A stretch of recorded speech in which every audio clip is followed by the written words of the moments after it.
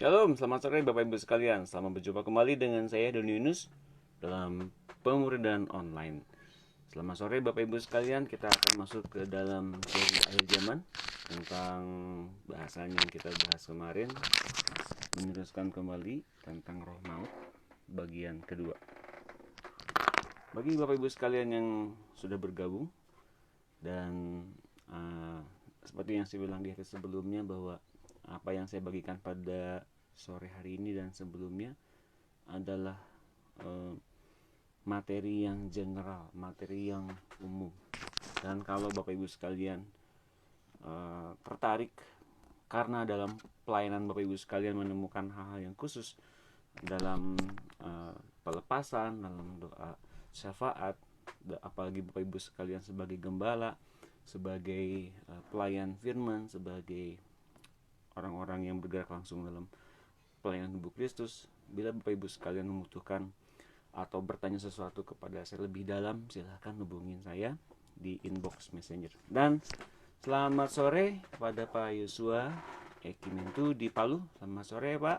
Shalom, gimana dengan Palu Pak? Cukup panas hari ini. Di Bandung kebetulan suasananya lumayan teduh. Nah, saya juga mengucapkan selamat ulang tahun, selamat sore buat Ibu Reni dari Malaysia. Kiranya Tuhan tambahkan kebaikan, Tuhan tambahkan penyertaan yang ajaib dan dahsyat, dan Tuhan berkati melimpah dengan segala kebaikan dan penyertaannya. Ya, sekarang gimana? Cukup jelas ya suaranya. Baik, bagi Bapak Ibu sekalian yang diberkati oleh acara ini, silahkan meneruskan kembali acara ini di Facebook Bapak Ibu sekalian. Kiranya teman Bapak Ibu sekalian serta saudara-saudara yang Bapak Ibu punya di Facebook diberkati oleh acara ini. Baik, saya akan mengundang dulu juga beserta dengan kita pada sore hari ini Bapak Ibu saudara kita yang masih belum bergabung, saya undang langsung di sini. Ya.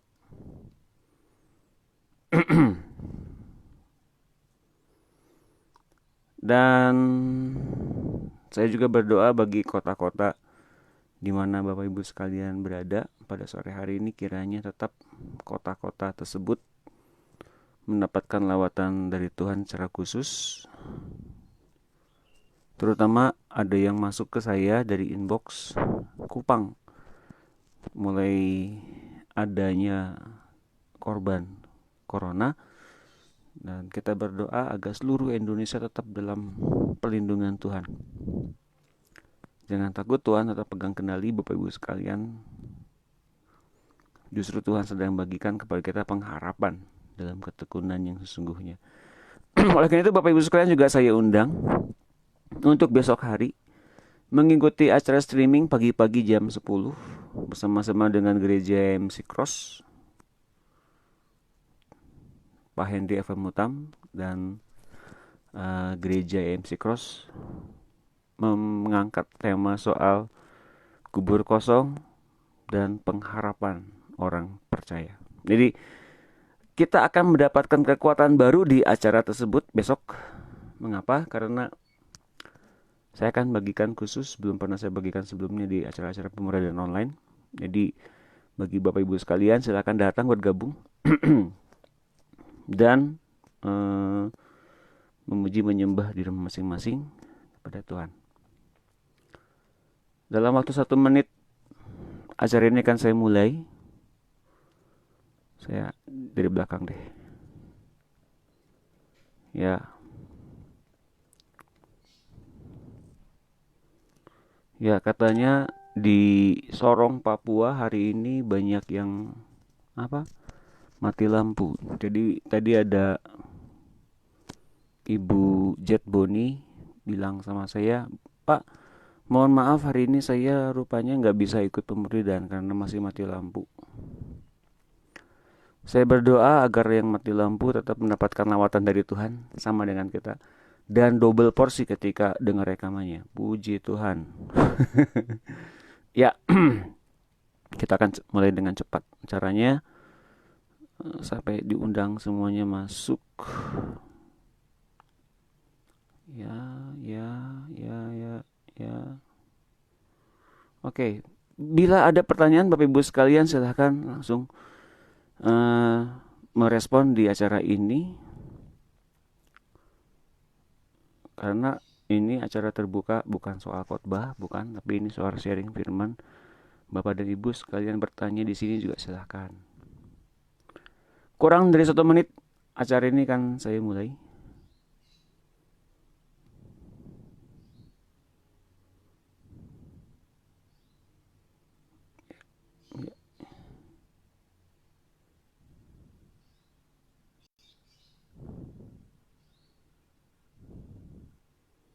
Ya, ya,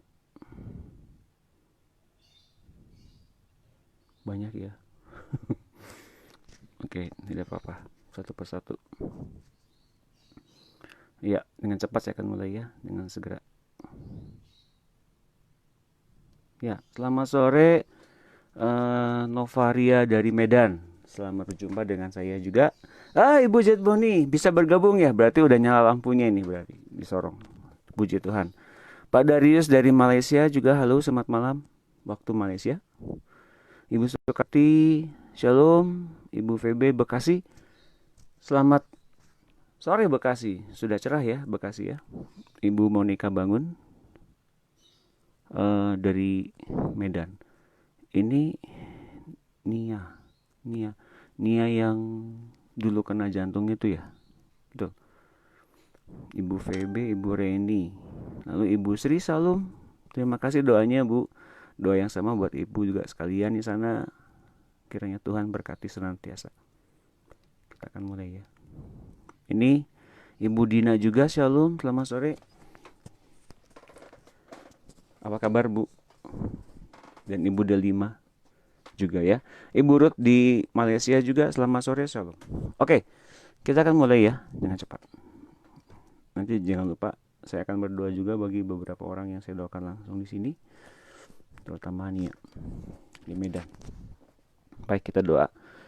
Haleluya, haleluya. Bapa Surgawi, kami bersyukur kami beroleh kekuatan, kami beroleh pengharapan, kami beroleh sukacita dari apa yang kami dapatkan ketika kami ada di hadirat. Bukan ketakutan, bukan kegantaran, bukan juga soal kami khawatir akan apapun, tapi sekarang kami percaya Engkau yang pegang kendali atas segala sesuatu.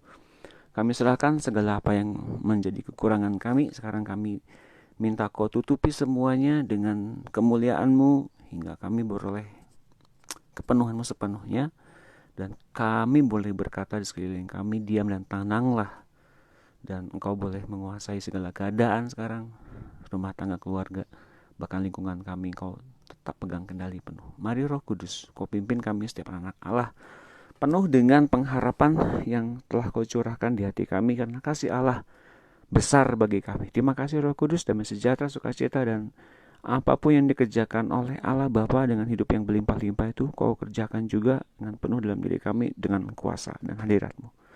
Dan Roh Kudus silakan Kau juga sembuhkan dari setiap orang-orang yang terkait di acara ini. Apapun sakit penyakit mereka, Engkau lawat, Engkau sembuhkan, dan Engkau yang memberikan pada mereka air yang hidup.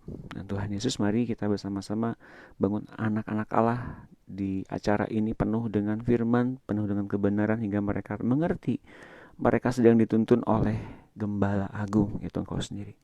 Mari Tuhan pimpin kami, karena kami siap untuk mendengarkan Kau bicara. Terima kasih, dalam nama Tuhan Yesus kami mengucap syukur. Haleluya. Amin. Baik, Bapak Ibu sekalian, juga selamat sore buat yang baru bergabung, Pak Octavian, Pak Ibu Alin Lau, dan Ibu Sien Sor. Ya. Kemarin kita bahas soal roh maut. Roh maut bisa dikalahkan dengan 3 langkah. Saya review sedikit. Bahwa setiap orang yang memiliki Tuhan Yesus, kemudian orang-orang tersebut mempunyai keyakinan dan punya pengharapan bahwa semua orang percaya rasa takutnya hilang kepada maut. Ya. Itu langkah pertama. Langkah keduanya ketika Roh Allah Bapa bermanifestasi dalam diri orang percaya secara penuh, dan karena Allah Bapa adalah satu-satunya yang tak takluk kepada maut, maka maut tak dapat membunuh mereka. Jadi kepenuhan Allah Bapa ini adalah salah satu hal yang mutlak. Dan ketika berita kebenaran ini diberitakan kepada seluruh umat manusia, dimulai dari kita sekarang yang sudah menerima kebenaran ini dan penuh dengan hadirat Allah, disertai kuasa-kuasa untuk merebut manusia dari tangan si maut, maka maut semakin kehilangan pekerjaan di antara manusia.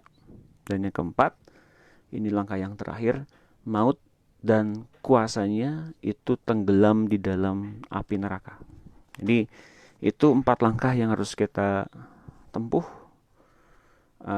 Acara ini adalah bagian kecil saja. Yang punya dampak besar adalah bagaimana kita mengasihi Allah senantiasa. Jadi yang paling penting adalah bagaimana Allah Bapa itu punya rumah di dalam tubuh kita. Itu yang terpenting, punya rumah dalam tubuh kita. Tubuh kita ini milik kepunyaannya. Tubuh ini adalah tempatnya beroperasi.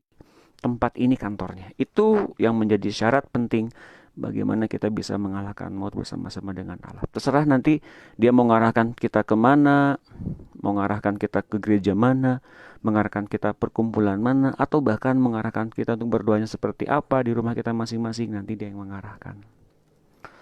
Pokoknya kalau Bapak Ibu sekalian sudah mereview pelajaran-pelajaran sebelumnya, pasti ngerti mesti ngapain.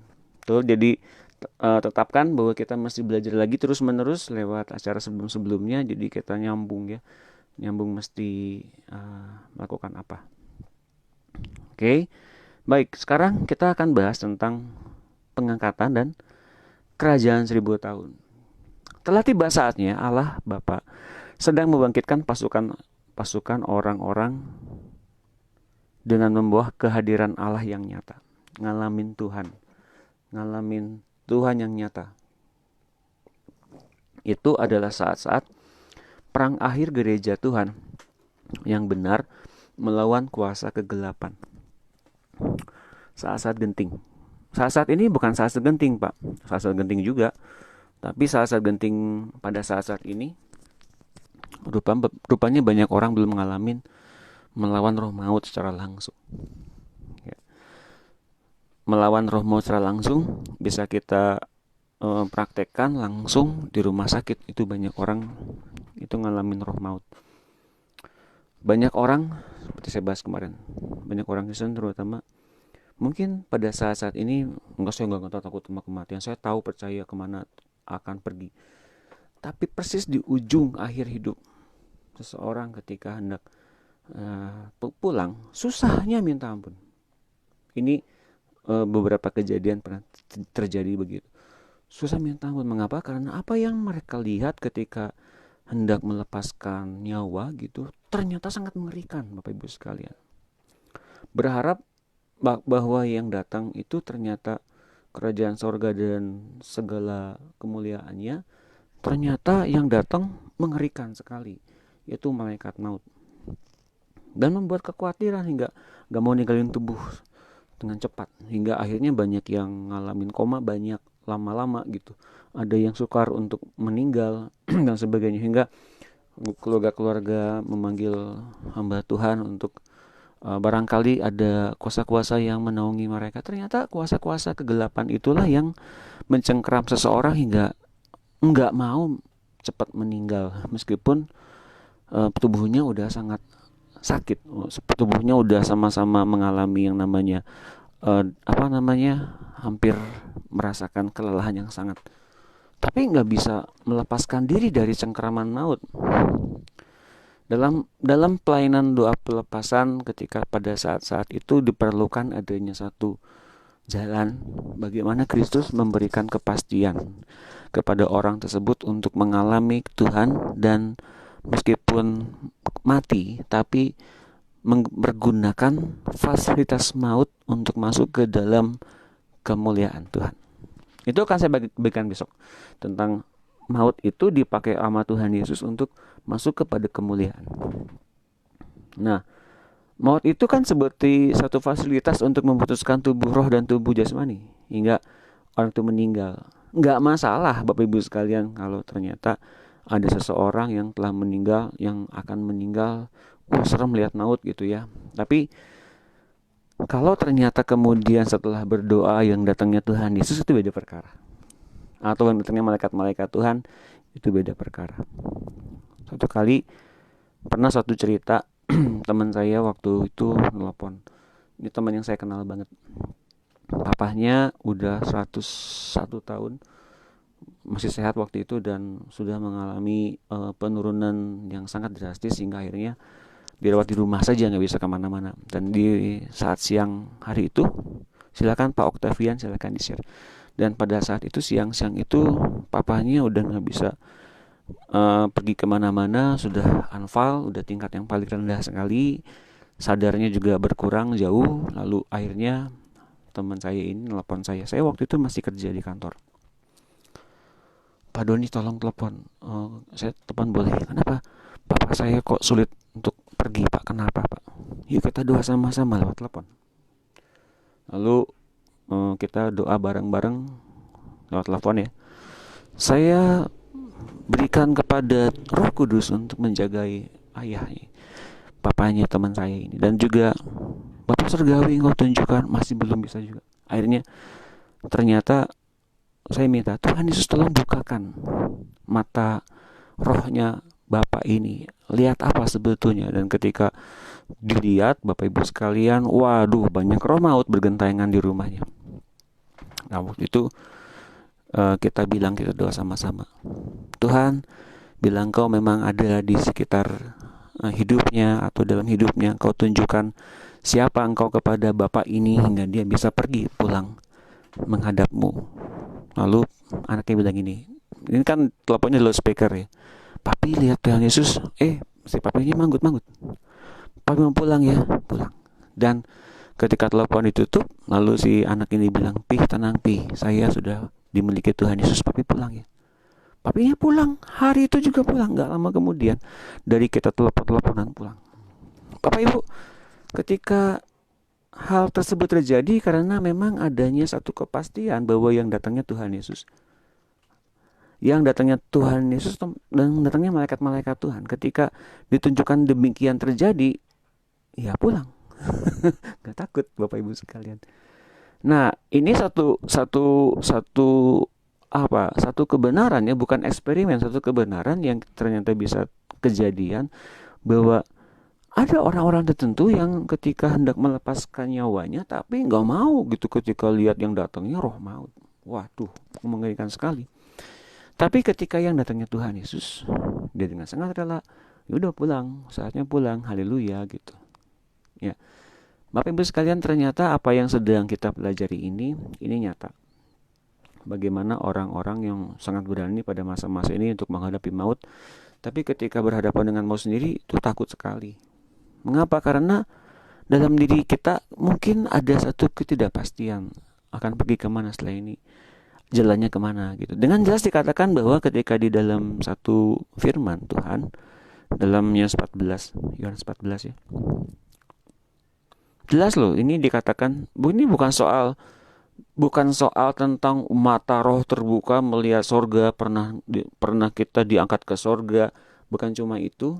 Kalau orang yang sederhana pikirannya mungkin sulit nangkap yang begini, tapi kita lihat ini aja. Yohanes 14 ayat 1 sampai dengan 4. Janganlah gelisah hatimu, percayalah kepada Allah, percayalah juga kepadaku. Percayalah kepada Allah, jangan gelisah, percaya juga kepada Tuhan. Kan gitu ya. Ayat yang keduanya, di rumah Bapakku banyak tempat tinggal.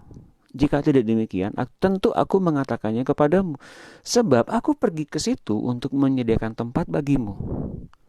Dan apabila aku telah pergi ke situ dan telah menyediakan tempat bagimu, aku akan datang kembali dan membawa kamu ke tempatku, supaya di tempat di mana aku berada, kamu pun berada. Itu keempat yang paling penting. Dan kemana aku pergi, kamu tahu jalan ke situ. Jadi kepada murid-murid diberitakan jalannya kemana udah tahu. Bukan masalah pakar dunia roh. Beda lagi. Bukan masalah tentang mata roh terbuka ketika saya berdoa menyembah Tuhan, roh saya terangkat ke surga. Oke, itu tingkatan yang lebih canggih lagi. Tapi bagaimana hubungan kita dengan Tuhan? selama di dunia hubungan dengan Tuhan baik, bukan masalah tanpa berdosa atau berdosanya hubungan dengan Tuhan baik. Saya nggak bilang hubungan dengan Tuhan itu tergantung bagi orang-orang yang hidup kudus saja atau orang-orang yang sekolah tertentu saja, enggak. Tapi hubunganmu dengan Tuhan gimana gitu. Kalau hubungan dengan Tuhan baik, tentu Tuhan akan bilang sama kita pada hari ini, kemana aku pergi, kamu tahu jalan ke situ. Jadi hubungan Tuhan dan ngalamin Tuhan benar-benar kita akan persis tahu kemana jalannya perginya kemana Tuhan itu.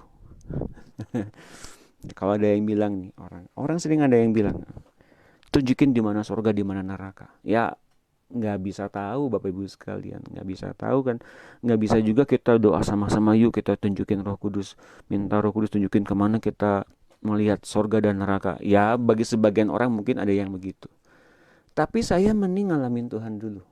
Saya rasa lebih baik kita mending ngalamin Tuhan dulu, betul-betul kita berbaikan dengan Tuhan, kita ngalamin hubungan yang indah dengan Tuhan.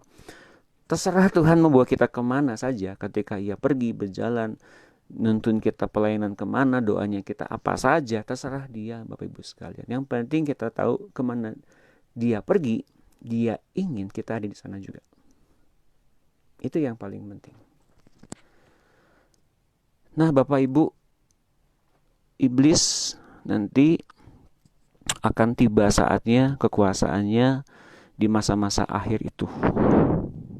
Kalau saya boleh bilang, kerajaan kegelapannya sekarang lagi gemetar sebetulnya, lagi mengalami goncangan juga. Mengapa? Kekuasaannya akan segera berakhir. Kekuasaannya akan segera berakhir setelah 7 tahun kesesakan beres. Benar, mereka juga sedang digoncangkan. Apalagi hari ini kita dapat satu kebenaran bagaimana mengalahkan maut, makin tergoncang mereka. Jadi jangan takut pada kekuasaan kegelapan. Jangan takut karena yang sudah kalahkan mereka itu Tuhan Yesus. Kita boleh punya imannya Tuhan Yesus. Kita boleh punya keyakinan Tuhan Yesus. Kalau kita pakai iman sendiri mungkin kita akan kalah. Tapi kerajaan Allah itu dibikin gak tergoncangkan. Justru akan memberikan satu kemenangan demi kemenangan bagi kita yang ngalamin Tuhan. Kerajaan si iblis ini kemudian akan mengalami peninggian kepada Antikristus sebagai puncak usahanya bertahan. Namun Yesus akan menghancurkannya sama sekali dan menawan iblis di jurang tak berdasar, jurang maut namanya, selama 1000 tahun. Nah, Tuhan Yesus kemudian membutuhkan pasukan-pasukan untuk melakukannya. Dan Allah Bapa akan memakai anak-anaknya untuk membangkitkan pasukan semacam itu. Jangan bingung dengan masalah kebangkitan dan masalah pengangkatan. Ya, saya sudah bilang berulang kali, kalau kita ngikutin Tuhan dan hubungan kita dengan Tuhan baik, kita nggak usah bingung soal pengangkatan. Nanti keluarga saya akan diangkat apa juga, akan diangkat atau diangkat apa enggak. Saya taunya tanggalnya gini Pak, saya taunya tanggalnya begitu Pak, saya taunya syaratnya begini. Oke, silahkan Anda buka buku, silahkan Anda buka rekaman video yang lain, khotbah-khotbah yang lain. Kemudian setelah itu Anda berdoa, Anda tanya, apakah ada keraguan, apakah ada kecemasan muncul dalam hati kita. Nah, kalau Tuhan nuntun ke arah kecemasan, itu bukan Tuhan. Atau Tuhan nuntun ke arah pertikaian, perselisihan, atau saling tuding-menuding yang mana yang paling benar, itu bukan Tuhan. Itu yang nuntun roh perpecahan. Tapi Tuhan mimpin kepada persisnya. Ngapain aja nanti kita sekarang di hari-hari akhir ini Bapak Ibu sekalian. Saat-saat bahwa kita nanti mengalami hal yang namanya pre-tribulasi, itulah yang paling penting. Itu saat-saat dimana kita gak boleh terkena penyesatan. Saya sudah ingatkan itu di hari kemarin di Matius 24. Justru di hari-hari terakhir banyak orang-orang pilihan yang disesatkan. Ya. Tapi bagi orang-orang yang memang betul-betul ngalamin Tuhan di masa-masa pre-tribulasi itu adalah masa tuaian buah. masa tuaian buah sulung seperti kata Alkitab. Mereka akan disatukan dengan raja mereka dalam pesta perjamuan kawin anak domba.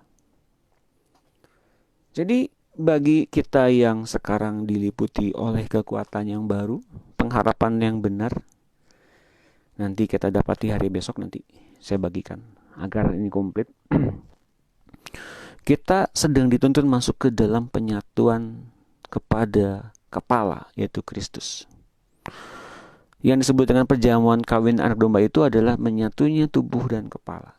Bagaimana kita menginduk kepada Tuhan Yesus. Nah, jadi kita sekarang yang ngalamin Tuhan ngerti ya. Begitu banyak pengajaran di luar sana, saya mau bagikan lagi sedikit. Kalau ada nanya sama saya, Pak Doni jadi pegang paham apa? Paham pretribulasi pengangkatannya, atau tribulasi pas pengangkatan, atau pas mid tribulasi? Wah, dijelaskan begitu. Saya langsung lihat di Alkitabnya, ya. 2 Tesalonika 2 ayat 1.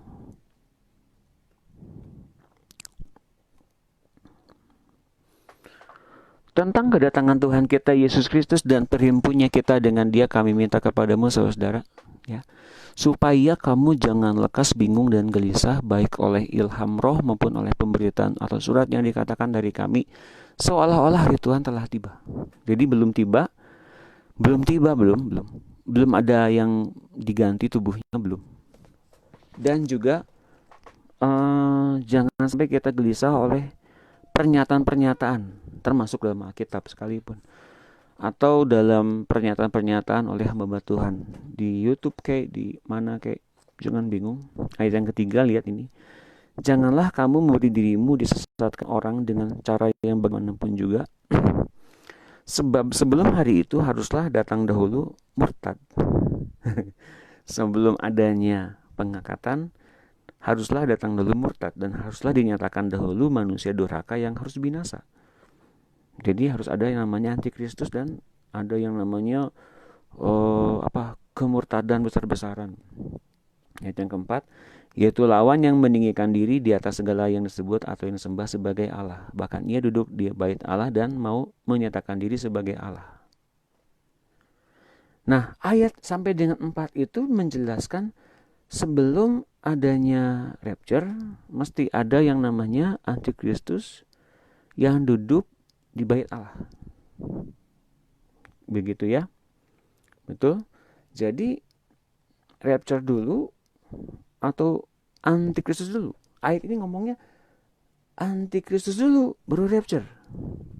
Begitu ya. Betul? Sampai ayat keempat. Tapi lihat ini, ayat yang kelima. Tidakkah kamu ingat bahwa hal itu telah kerap kali kukatakan kepadamu ketika aku masih bersama-sama dengan kamu, dan sekarang kamu tahu apa yang menahan dia. Yang keenam itu, kamu tahu gak apa yang menahan dia sekarang? Sehingga ia baru akan menyatakan diri pada waktu yang telah ditentukan baginya. Ayat yang ketujuh, karena secara rahasia kedurhakaan telah mulai bekerja, tapi sekarang masih ada yang menahan. Kalau yang menahannya itu telah disingkirkan, pada waktu itulah si pendurhaka baru akan menyatakan dirinya. Nah, jadi masih ada yang menahan, Bapak Ibu sekalian. Sebelum ia tampil tuh masih ada yang menahan. Kalau yang nahannya ini disingkirkan, alias gak ada yang nahan-nahan lagi, ia akan muncul ke bait Allah dan menyatakan diri sebagai Allah. Yang nahannya siapa? Hingga kau disingkirkan. Yang nahannya adalah orang-orang yang penuh dengan Roh Kudus. Roh Kudus yang menahan agar semuanya tetap ada dalam kendali Dia sampai dengan disingkirkan, artinya diangkat semuanya beserta dengan orang-orang percaya dari dunia, maka baru dia akan sampai di bait Allah dan menyatakan diri sebagai Allah.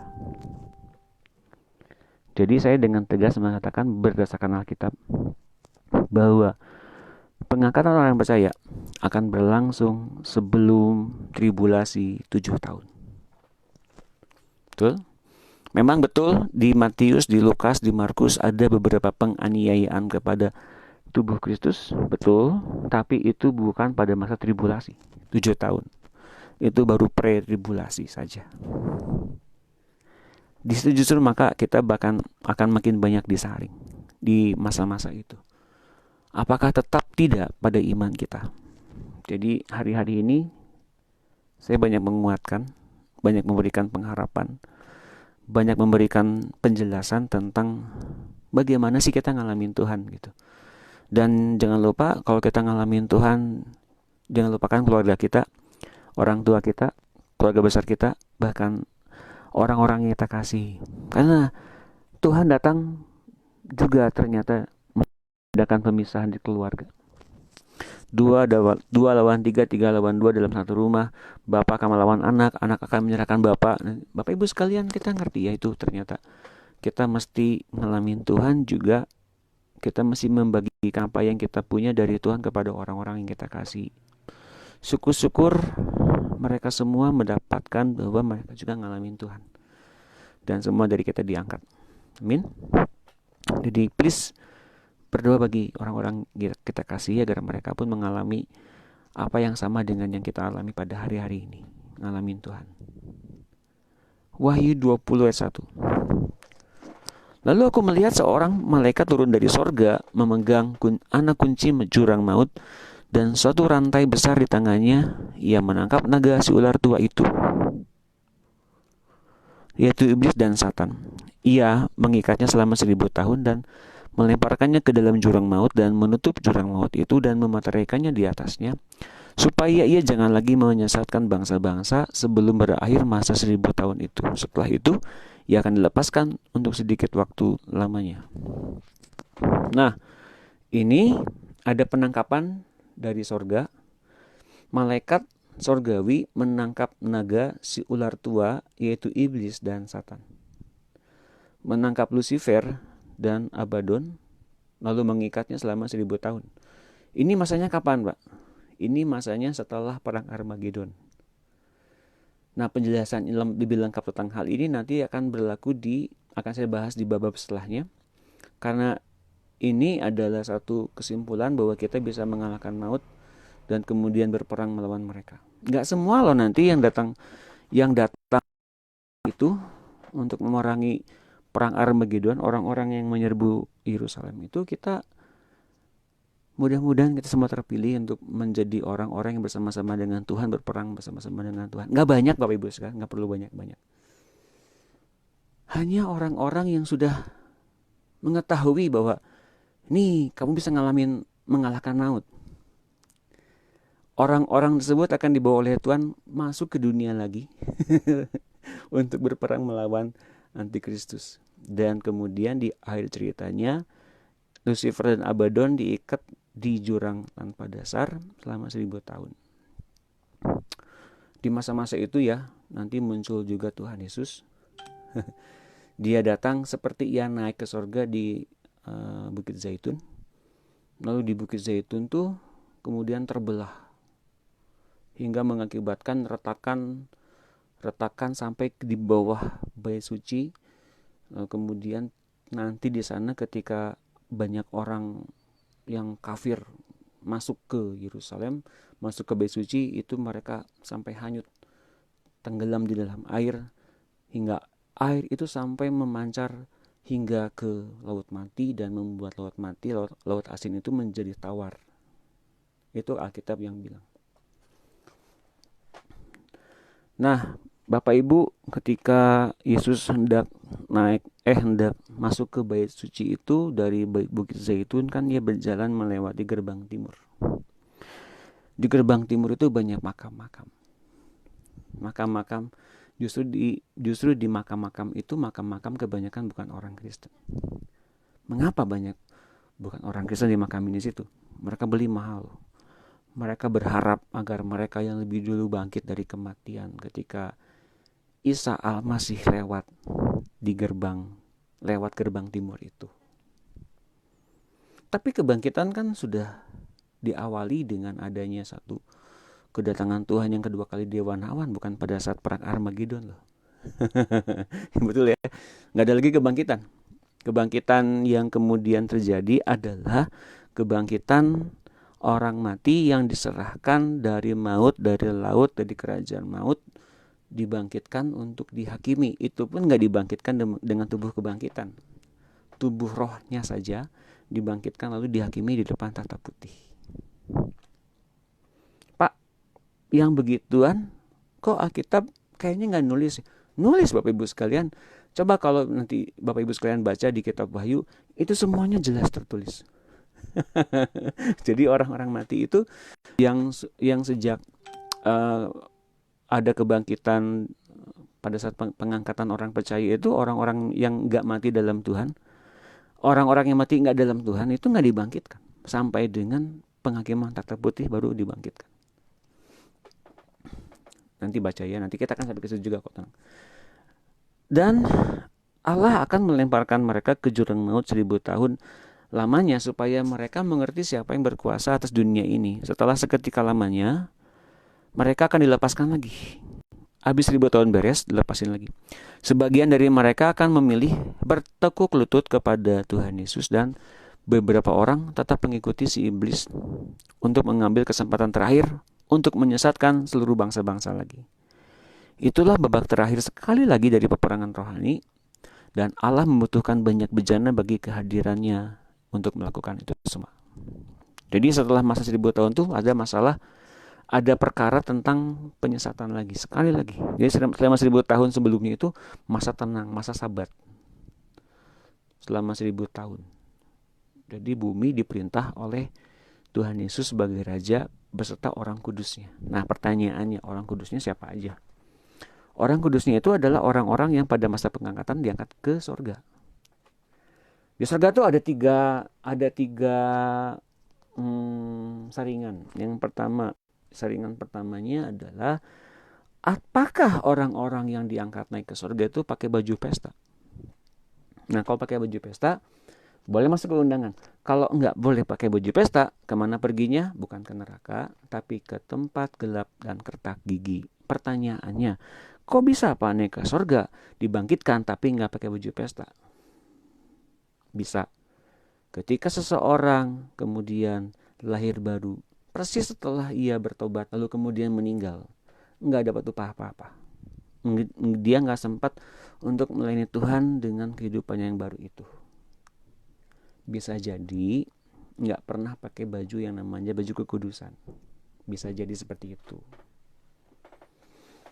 Nah, makanya saringan yang kedua sekarang berlaku.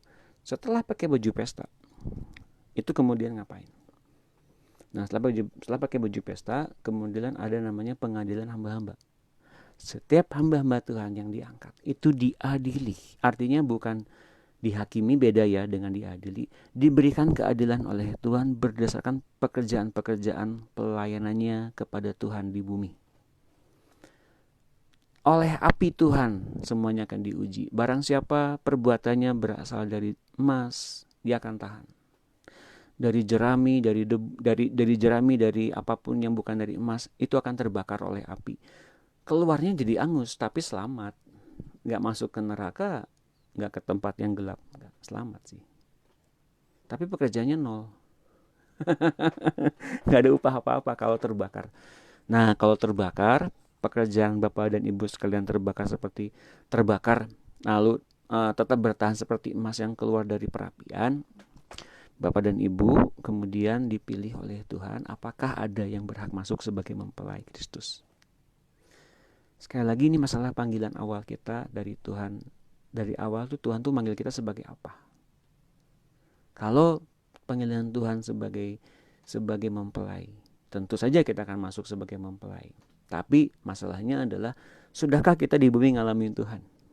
Pertanyaannya begitu. Sudahkah kita didandani dengan sepenuhnya lewat kerajaan Allah, kita dipercantik, diperelok?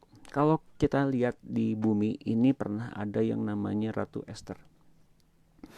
Selama setahun, 6 bulan dan 6 bulan, Esther itu mesti dirawat untuk kemudian bertemu dengan Raja Ahasverus. Esther mesti memakai pelabur, Esther mesti melapai minyak wangi. Itu selama setahun Bapak Ibu sekalian. 6 bulan kali 2. Sampai dengan betul-betul ia menjadi orang yang pantas untuk bertemu dengan raja. Nah, Esther itu adalah gambaran kita sebagai mempelai Kristus. Kita prosesnya mungkin nggak setahun, mungkin lama, mungkin lebih dari setahun. Tapi saya pastikan kalau kita memang mau didandani oleh Allah seperti mempelai kepada Kristus, kita tanpa erut, tanpa kerut, tanpa celah, tanpa aib, tanpa noda, kita menjadi orang-orang yang betul-betul didandani elok seperti mempelai. Dan tentu saja kalau Bapak Ibu pernah mengalami yang namanya pernikahan, Bapak dan Ibu sekalian kan ingin didandani seperti orang yang mencolok di depan banyak orang, Ton. Kan betul ya? Kan menjadi orang yang ini yang nikahnya loh gitu. Dan tamunya tuh nggak boleh ada yang sampai dengan seperti orang yang nikah, betul tidak? Nah, demikian pula Bapak dan Ibu ketika di bumi ini mendapatkan kemuliaan dari Allah, didandani sedemikian eloknya oleh kerajaan Allah, memperoleh tempat yang posisi yang benar-benar spesial untuk apa? Untuk didandani seperti mempelai. Dipisahkan dari dunia, dikuduskan. Kalau engkau menerima yang namanya ketidakadilan, ya wajar, engkau bukan tempatnya di dunia. Kalau engkau menerima tempat-tempat yang tidak enak di dunia ini, ya sudah, ya wajar. Engkau udah tahu pasti ke sana perginya di tempat yang paling termulia dimanapun tempatnya di alam roh. Kau pasti ke sana. Jadi jangan sampai kita terlibat dalam kepentingan-kepentingan di dunia ini terlalu banyak hingga akhirnya membuat kita stuck di sini, nggak bisa bertumbuh di sana. Ya. Wahyu 20 ayat 4, lalu aku melihat tahta-tahta dan orang-orang yang duduk di atasnya. Kepada mereka diserahkan kuasa untuk menghakimi. Aku juga melihat jiwa-jiwa mereka yang telah dipenggal kepalanya karena kesaksian tentang Yesus dan karena firman Allah, dan yang tidak menyembah binatang itu dan patungnya, dan yang tidak juga menerima tandanya pada dahi dan tangan mereka. Dan mereka hidup kembali. Dan mereka hidup kembali dan memerintah sebagai raja bersama-sama dengan Kristus untuk masa 1000 tahun. Jadi orang-orang yang mati martir, orang-orang yang tidak pernah menerima tanda antikristus itu hidup kembali. Ini berlaku yang mana nih? Orang-orang pada masa penyesakan meskipun tertinggal, ternyata mereka menikmati juga kebangkitan. Betul? Siapa dia? Nah, orang-orang yang begini spesial. Dan saya harapkan Bapak dan Ibu mengerti bahwa pelayanan di masa kesesakan ini diperuntukkan hanya bagi orang Israel atau orang Yahudi saja. Mengapa? Karena mereka punya utang pelayanan kepada Tuhan selama 7 tahun. Oh, dari mana ngitungnya, Pak? Ini nanti bab setelahnya. Ini mengacu kepada kitab Daniel sebetulnya. Ketika Daniel itu melihat ada hukuman yang mesti orang Israel terima karena mereka melanggar Sabat tanah, hingga mereka mesti melakukan pembayaran utang kepada Tuhan sejumlah 490 tahun. Dan hampir semua sudah beres dilakukan ketika masa pembentukan kembali kota dan bait Allah di Yerusalem, dimulai dari pembangunan benteng kotanya. Itu dimulai dari titik begitu sudah sampai di tahun 483 hingga sisa 7 tahun lagi. Nah, 7 tahun itu difungsikan oleh kerajaan Allah untuk bangsa Israel menggenapi utangnya kepada Tuhan. Dan pelayanan itu bisa dilakukan oleh orang Israel di masa antikristus. Dan semuanya yang melayani orang yang sebanyak itu berjumlah 144.000 semuanya mati. Nah, ini mereka hidup kembali di masa 1000 tahun. Pak, di mana ayatnya begituan, Pak? Nanti setelah ini. Ya, jangan takut, nanti saya akan jelaskan lebih dalam. Tetapi orang-orang mati lainnya tidak bangkit sebelum berakhir masa yang 1000 tahun itu. Inilah kebangkitan pertama. Jadi orang-orang mati nggak bangkit. Yang bangkit adalah orang-orang yang pertama yang sudah di-rapture. Lalu yang kedua adalah orang-orang yang ketika dalam kesesakan, orang-orang mati martir pada masa itu bangkit. Pak, kalau saya tertinggal gimana, Pak? Ya jangan mikir tertinggal, harus mau. Jadi ketika berita ini sekarang diberitakan, masa mau tertinggal ya? Kalau mau tertinggal, engkau tinggal pilih 2 bagian, tinggal pilih dua regu, 2 kelompok. Apakah kita akan masuk Apakah engkau akan masuk di kelompok kambing atau domba? Kambing atau domba itu masalahnya bukan Kristen, bukan Yahudi, bukan siapapun. Kalau engkau sekarang ngejar-ngejar nanti di masa 1000 di masa 7 tahun ngejar-ngejar orang Kristen dan orang Yahudi, engkau golongan kambing. Golongan kambing adalah kelompok pertama kali yang masuk ke neraka setelah Mesias palsu, nabi palsu, dan antikristus. Siapapun kau, tapi kalau engkau ikut nganiaya orang Kristen dan orang Yahudi, engkau masuk golongan kambing. Nggak ada agama-agama apapun itu di masa-masa nanti. Habis Armageddon beres, ketika gitu Tuhan mengadili bangsa-bangsa. Hanya 2 kelompok yang masa itu masuk ke hadirat Tuhan di bait suci itu, yang golongan kambing dan golongan domba. Langsung dipisahin tuh, kambing yang sebelah kiri, domba sebelah kanan. Yang kambing go to hell, langsung masuk ke neraka tanpa ada yang apa-apa lagi, langsung masuk ke neraka. Tapi yang golongan domba silakan masuk di dunia lagi. di kerajaan 1000 tahun. Sabarlah hambaku yang setia. Masuk 1000 tahun, itu masih hidup. Nah, jadi yang golongan kambing itu yang sekarang ikut nyiksa orang Yahudi, ikut nyiksa orang Kristen. Udah kelihatan Bapak Ibu sekalian ya. Itu golongan kambing. Nah, Wahyu 20 ayat 6. Berbahagia dan kuduslah orang yang mendapat bagian dalam kebangkitan pertama itu. Kematian yang kedua tidak berkuasa lagi atas mereka. Tetapi mereka akan menjadi imam-imam Allah dan Kristus, dan mereka akan memerintah sebagai raja bersama-sama dengan Dia selama 1000 tahun. Setelah masa 1000 tahun itu berakhir, iblis akan dilepaskan dari penjaranya, dan ia akan pergi menyesatkan bangsa-bangsa pada keempat penjuru bumi, yaitu Gog dan Magog, dan mengumpulkan mereka untuk berperang, dan jumlah mereka sama dengan banyaknya pasir di laut.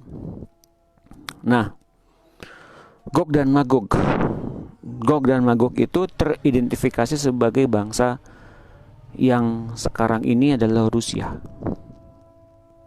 Betul.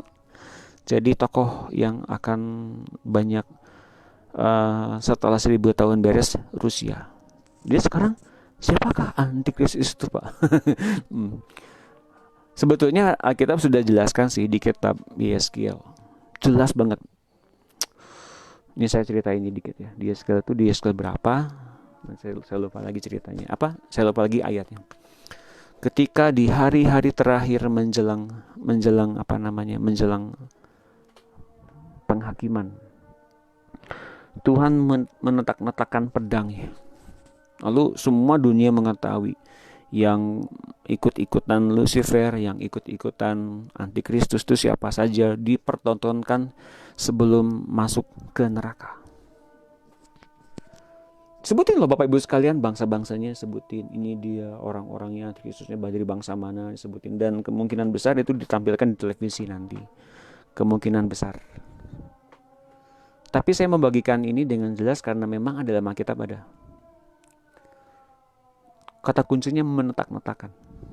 Tuhan kemudian memperlihatkan kepada kita semua. Mudah-mudahan lihatnya di surga ya.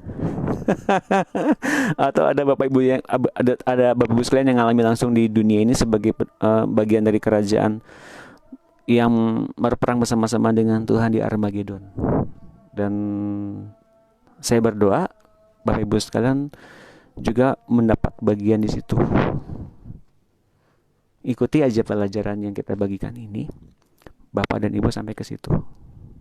Amin. Allah hendak melatih imam-imamnya yang benar-benar membawa kemuliaan Allah di muka bumi, yang akan membawa keselamatan dalam jumlah massal dan menghancurkan semua yang tinggi-tinggi yang menyombongkan diri melawan pengenalan akan Allah. Jadi siapapun dia yang bicara soal firman Tuhan, hormati. Siapapun dia yang bicara soal firman Tuhan dan pengenalan akan Tuhan, hormati. Entah pengajarannya seperti apapun itu, tapi ketika Roh Kudusnya ngomong di hati kita untuk suruh dengerin. Barangkali dia akan bicara banyak. Firman Tuhan saling melengkapi. Hamba-hamba Tuhan juga saling melengkapi. Jangan lihat kesalahannya.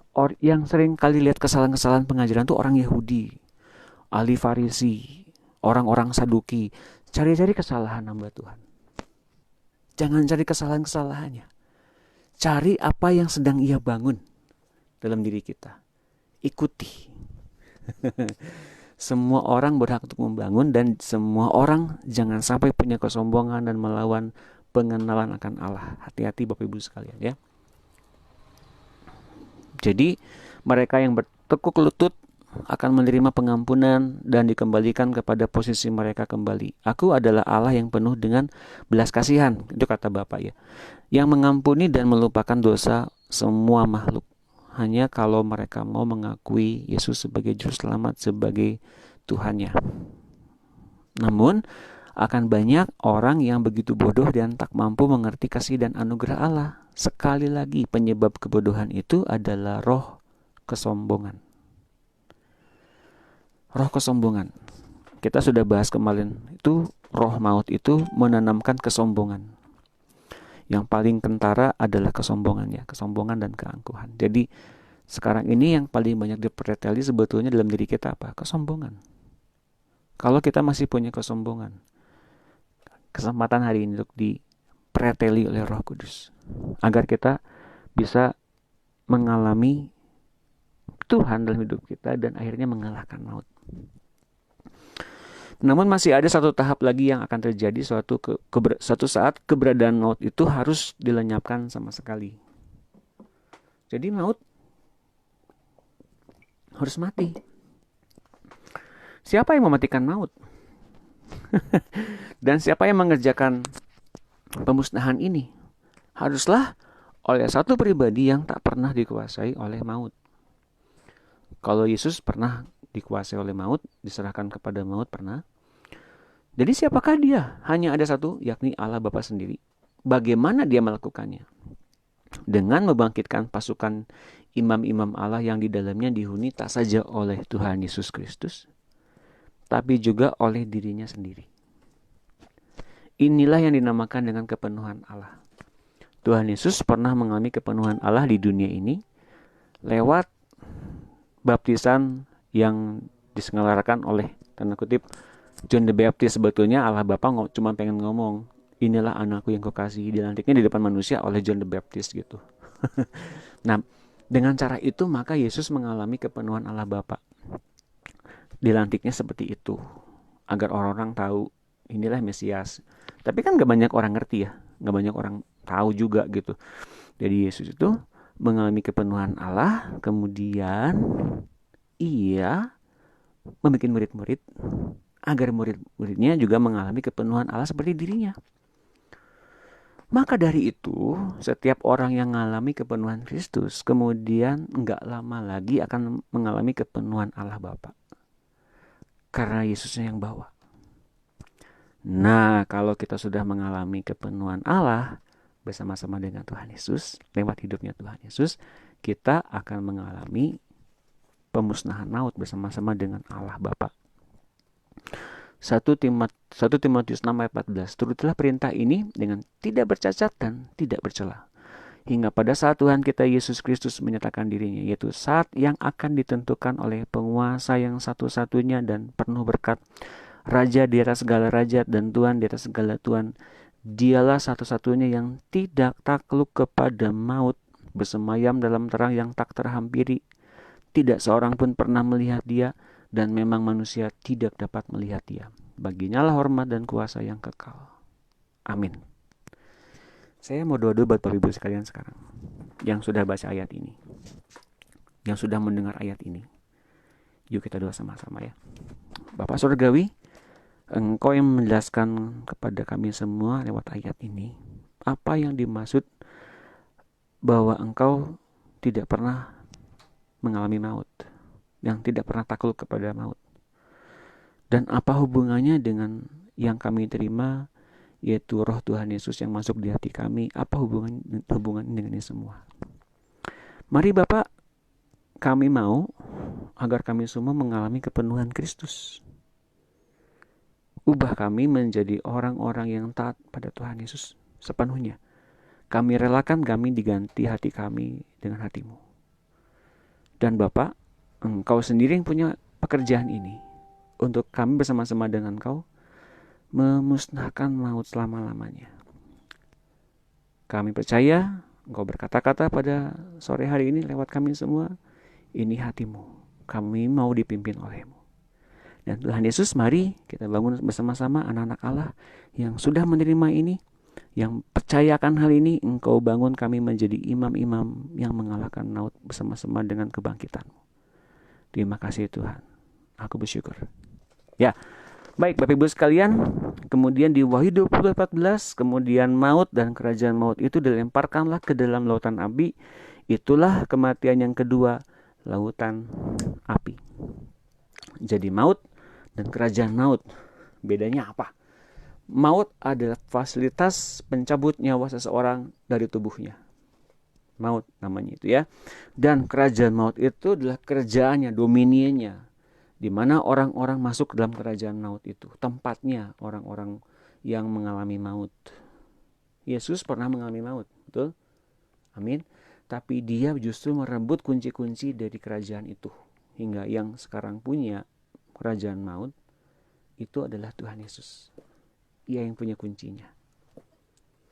Jadi kalau ada orang yang terpaksa mati di masa di dunia ini, ya sudah, ketemunya dengan Tuhan Yesus juga. Ya betul? Dan kemudian maut dan kerajaan maut itu dilemparkan ke dalam lautan api. Lautan api itulah kematian yang kedua, Bapak Ibu sekalian. Di Israel di masa lampau ada namanya Ben Hinnom. Ben Hinnom itu adalah api yang nggak pernah padam di bumi. Ben Hinnom. Jadi orang-orang atau tulang-tulang dibakar di situ. Itu gambaran Gehenna. Gehenna itu neraka dalam bahasa Ibrani. Gehenna itu neraka, lautan api yang kekal.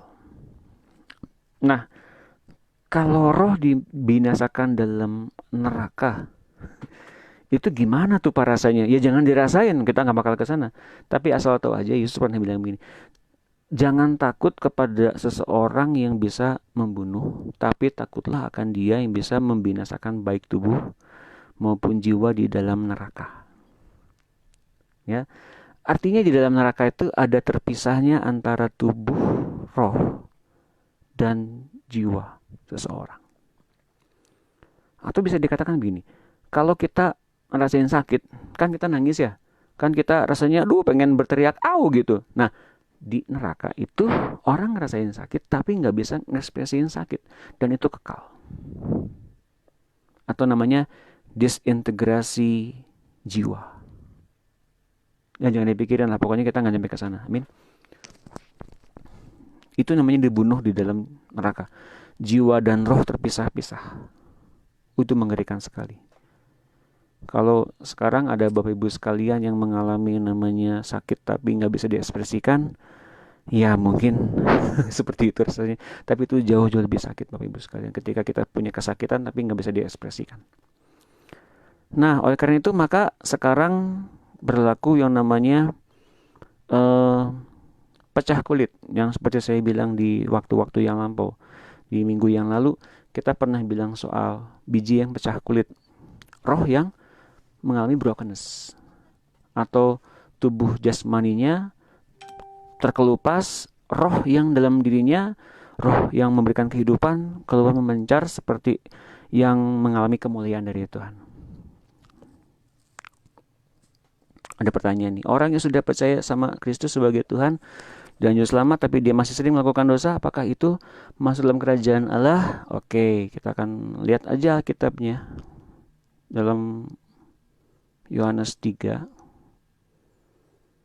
ayat 36. Ini ayatnya ya. Pertanyaan Pak Ferdinand bagus. Saya jawab, ya kitabnya begini. Barang siapa percaya kepada anak, ia beroleh hidup yang kekal. Amin. Tapi barang siapa tidak taat kepada anak, ia tidak akan melihat hidup, melainkan murka Allah tetap ada di atasnya. Jadi, apakah dosa diampuni sama Tuhan? Diampuni.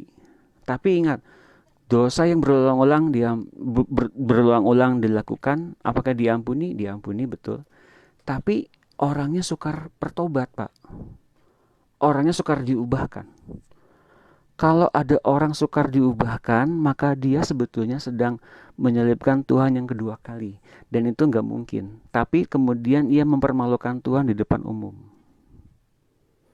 Mempermalukan di depan dunia roh. Ya.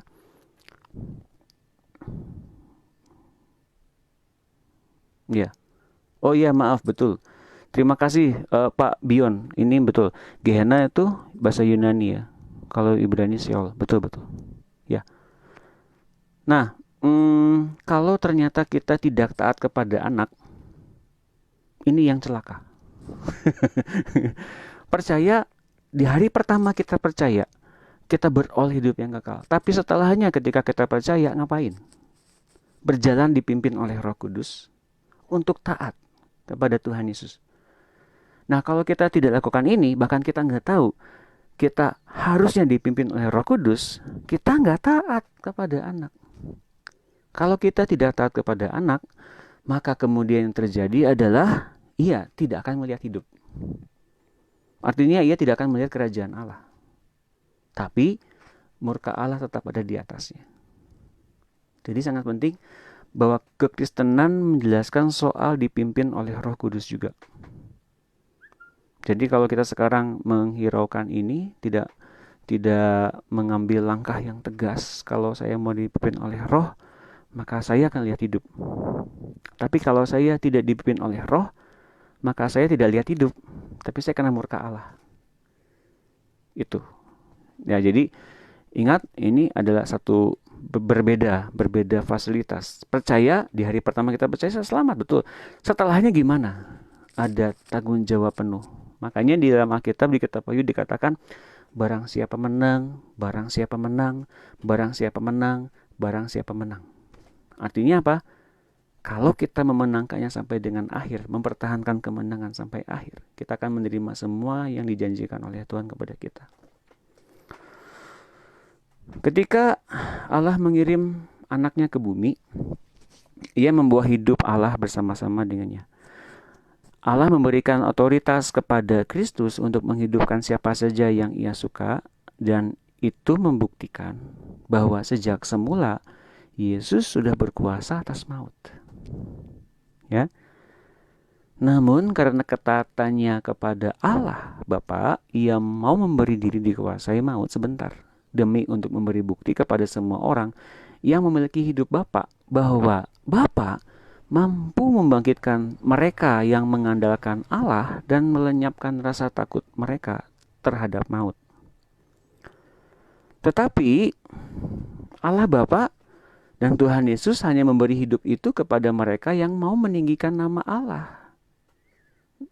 Dengan merendahkan diri dan menerima berita Injil keselamatan itu, mereka yang menerima kesaksian Allah tentang Tuhan Yesus adalah orang-orang yang menghormati Allah. Jadi sebetulnya Allah Bapa memberikan satu utusan ke dunia, dan utusan itu adalah anaknya, pribadi anak yang penuh dengan Bapa. Siapa yang percaya kepada anak beroleh selamat. Nah, perkaranya bahwa ternyata orang-orang itu selain percaya kepada Yesus, ternyata juga percaya kepada Bapa. Kemudian ngikutin apa yang dikatakan Tuhan Yesus sepenuhnya. Kemudian Bapaknya mau masuk menjadikan anak-anak itu menerima tubuhnya, menerima rohnya, menerima hadiratnya. Maka Allah Bapa menjadikan semua orang yang mengasihi Yesus, dan perkataannya itu adalah manusia-manusia yang dipenuhi dengan kepenuhan Allah. Nanti baca di dalam Yohanes 14 ayat 21 sampai 26. Itu program kerajaan Allah, tepatnya Allah Bapa bikin program, bikin tubuhnya di bumi ini. Jadi kepada orang yang mengasihi Tuhan Yesus, Bapa akan diam bersama-sama dengan mereka, bersama-sama dengan Tuhan Yesus dalam diri orang percaya itu.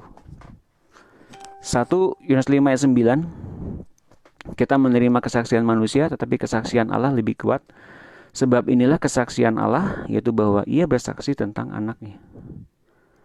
Yohanes 3:33, siapa yang menerima kesaksiannya itu, ia mengaku bahwa Allah adalah benar.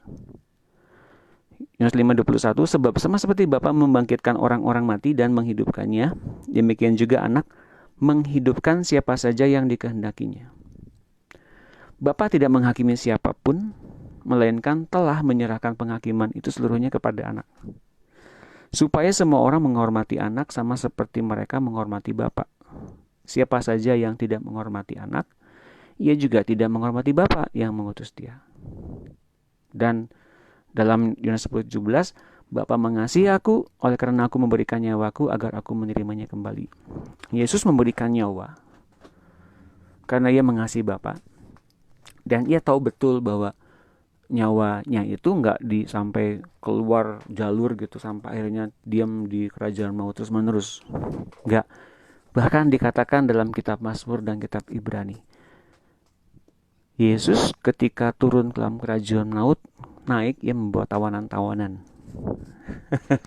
Bahkan ia membebaskan tawanan-tawanan di dunia roh itu. Nah, karena Yesus sejak awal juga sudah menguasai maut, tapi karena perkara mesti mati di kayu salib, ia menyerahkan diri kepada maut karena kasih kepada Bapaknya. Kemudian ia memperoleh nyawanya kembali. Itu penting, serahkan nyawa untuk ganti nyawa. Kalau kita sekarang ini ya, dikatakan Tuhan Yesus di Yohanes 12, barang siapa yang tidak mengasihi nyawanya, ya akan kehilangan nyawanya. Artinya apa? Nyawa sekarang ini kita harus punya dari Tuhan Yesus. Nyawa. Ini perkara bagaimana kita dibangkitkan nanti kelak. Kalaupun ada dari kita yang meninggal dalam Tuhan nanti nggak sempat di rapture pun nanti akan bangkit. Karena yang menjadikan hidup kita itu nanti terangkat ke sorga. Karena di dalam hidup itu ada hidupnya Tuhan Yesus. Bagaimana dengan mereka yang tidak pernah mendapat kesempatan mendengar tentang Tuhan Yesus? Apakah nanti mereka akan dapat keselamatan di hari akhir? Mudah-mudahan. Bapak Ibu sekalian, saya nggak bisa bilang ini sekarang ya. Saya akan bilangnya secara general saja, secara umum. Tentunya kasihan juga ya di tempat pedalaman-pedalaman di Indonesia ini juga masih banyak.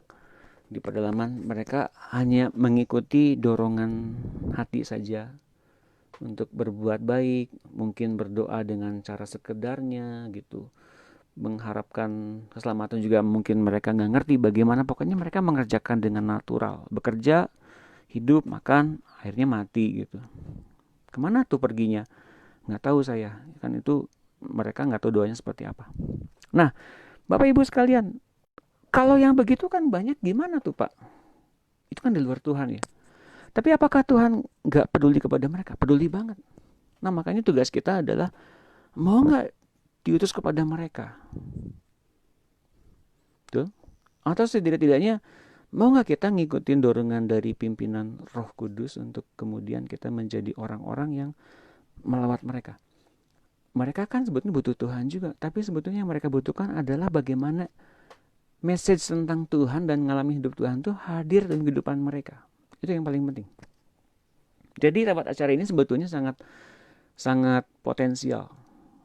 Bagaimana lewat sosial media banyak orang mendengarkan, banyak orang juga menyimak, dan kemudian kalau ada Roh Kudus dalam hidup mereka ternyata mendorong mereka untuk berbuat satu hal yang lebih dari apa yang sekarang kita kerjakan, pergi ke tempat-tempat yang terdalam di Indonesia itu dan kemudian beritakan Injil. Wow, itu luar biasa banget Bapak Ibu sekalian. Justru itulah yang diinginkan oleh Tuhan, membangun orang-orang yang dituntun oleh Roh Kudus. Pertanyaan bagus Ibu Iwen Hadi, ini bagus banget. Tapi adakah kesempatan bagi akhir di tempat-tempat mereka yang gak pernah dengar Injil? Selalu ada ya, selalu ada. Caranya gimana entahlah Bapak Ibu sekalian. Dan saya nggak mau berani bilang di sini. Saya akan bilang di tempat di kalangan terbatas saja, karena kemudian yang muncul nanti orang-orang yang akan masuk ke sana nanti akan ngalamin seperti itu. Ya. Keberanian adalah unsur penting dalam iman. Berani, tidak hanya bimbang. Tapi harus lebih dari itu. Keberanian adalah penting bagi mereka yang berangkat berperang, terutama perang terakhir melawan kematian dan maut. Berani ya, berani itu bukan berani tanpa dasar. Berani punya alasan. Kenapa berani?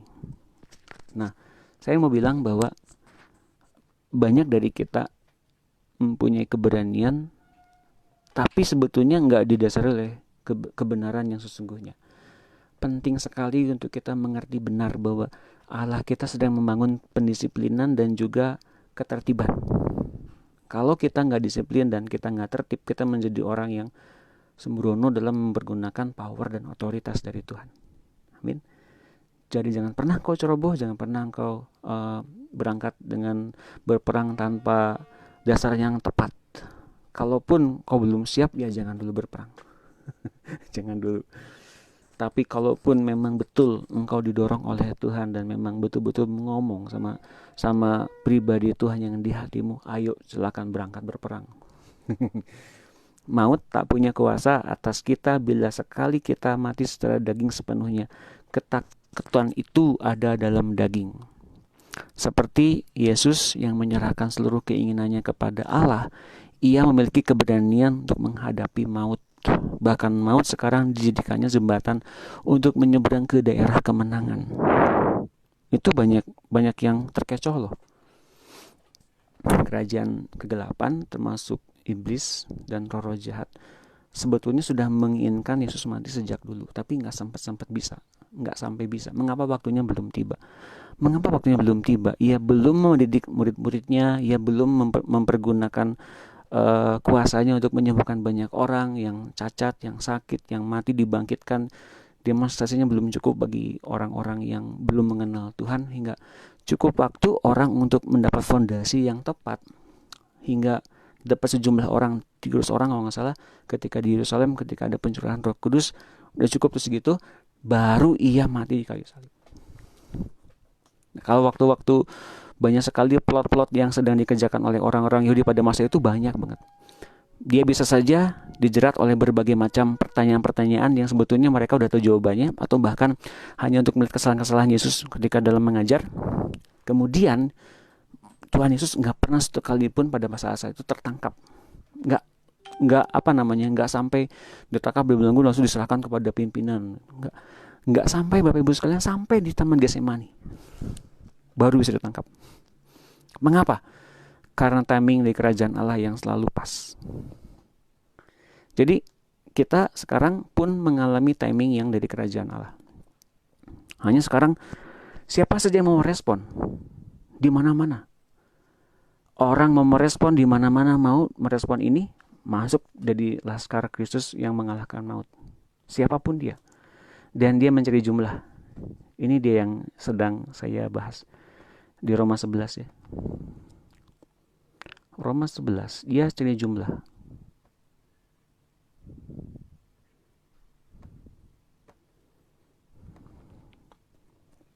Loh, kok nggak ada?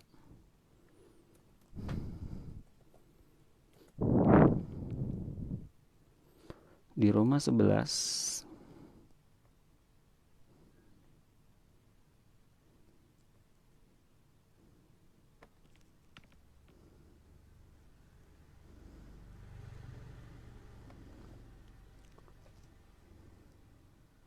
mana? Bangsa lain.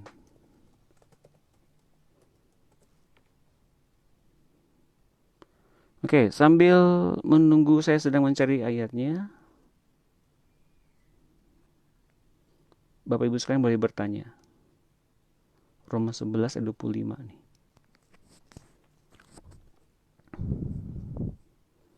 Roma 11 ayat 25.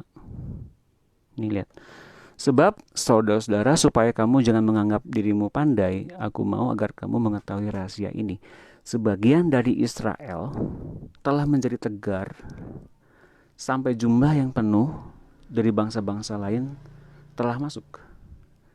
Dengan jalan demikian, seluruh Israel akan diselamatkan, seperti ada tertulis, dari Sion akan datang penebus, ia akan menyingkirkan segala kefasikan daripada Yakub. Ini nyambung dengan Daniel 9. Nanti Bapak Ibu sekalian baca.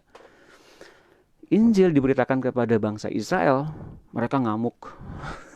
Ngamuk. Karena apa? Ini pengajaran apa nih? Pengajaran sesat.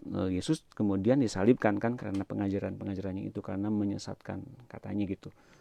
Kemudian Injil sekarang beralih kepada bangsa lain. Di antaranya pada saat itu yang pertama kali adalah Cornelius. Orang Roma tuh, Cornelius. Kemudian setelah Cornelius, kemudian orang-orang di Yerusalem sepakat, oh ternyata Injil juga boleh bagi bangsa-bangsa lain. Maka diutuslah Paulus ke bangsa-bangsa lain itu. Amin. Oleh karena Injil itulah maka kita beroleh kesempatan untuk mengenal Allah, mengenal siapa Tuhan Yesus, dan kita bersyukur.